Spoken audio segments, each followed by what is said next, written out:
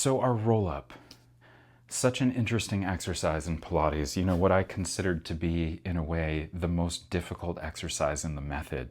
Yet it is, paradoxically, the first major exercise after the 100. The first one where there's really larger movement involved. The 100 is basically meant to sort of get the fluids moving in the body, get the breath moving, kind of to activate you for movement. So our first actual movement in the system is really our roll-up, and what I think is so important to relate it to the theory of how we executed the modified rollback before our 100. So remembering that in our modified rollback thumbs with palms, we come forward on the sits bone, soft chin, floating through the crown, shoulders back. So finding that extroverted position, that tall arched position, we breathe in. Exhaling as we curl sternum to pubic bone in our sits bones as our base. We've then established our C curve that we then roll back into sacrum, maintaining that connection of sternum to pubic bone. Then, as we continue through with our modified rollback, we'd come forward, we'd repeat the process. Our roll up is a very similar process. So we'll start with our heels stitched together, fingertips to sternum. We'll take head on the floor, little soft tuck of chin into the throat. We breathe in, exhaling as we curl that sternum towards pubic bone, arms long and low to help counterweight the head. And then the trick is here, I want you to imagine like you're just lightening your heels. They're still feather light touching on the ground and stitched together, but they're not heavy, they're not lifted off. They're just touching very lightly. You'll notice how in lightening those heels, how it forces the core to pull, the stomach to pull in and up from the pubic bone in and up. Then we continue to roll up. Wide elbows, I'll do this on a little bit of an angle so you can see it in my body. Wide elbows, kind of like DeLorean arms or Michael Jackson Thriller, I always say. As we start to roll forward, we only go as far forward as we're able to stay in our sacrum. Then we continue to roll forward into sits bone, and we continue to fall forward only as far as we can curl down back into sacrum. If we fall forward into the heels, basically what I do is I just throw it into the ligaments of my hips and I just overstretch my hips, and especially like the hamstring attachments, the tendons in my hamstrings. I don't need to exacerbate those hypermobility issues that I already have.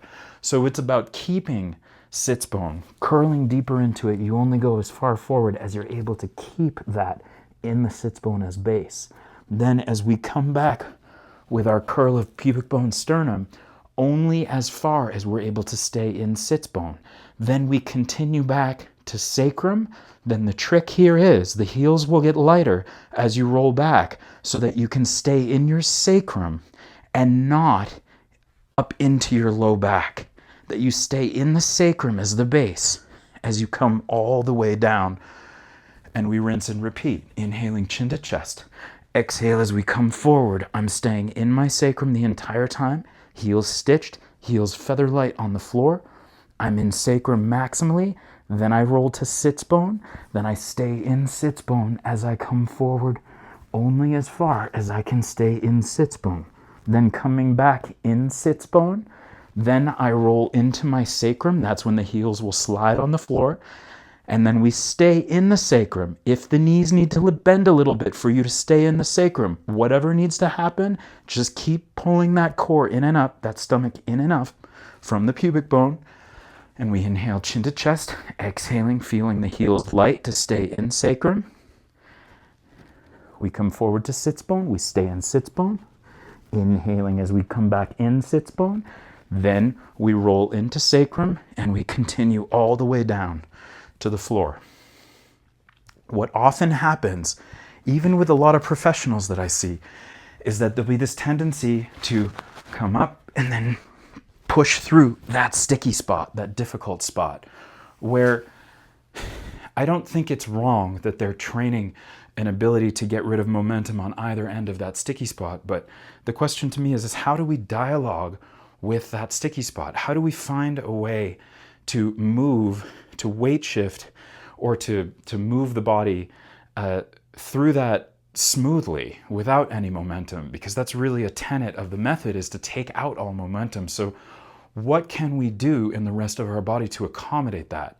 This is really about working the powerhouse, the box of the hips and shoulders, sort of roughly the axial skeleton, the axial body. So it doesn't make any sense that we would have to just sort of accommodate one end of the movement than the other. There should be a way to get through doing whatever we need to do with our limbs to basically make them lighter, to make the levers shorter, in order to stay in our core and really organize that incrementally. So that's where you'll notice as you come up, if the knees need to be bent, fine. Am I in my sacrum? Fine. If they need to come longer, they actually help me come a little longer at sacrum. Then I go to sits bone, I stay in sits bone, I come back in sits bone, then I'll roll to sacrum, then I stay in sacrum as I reach my arms long to help me counterweight. Okay, so super important exercise. That really is the first full piece of choreography of the method. I'd love to know how that feels in your body. It's been an interesting thing to show,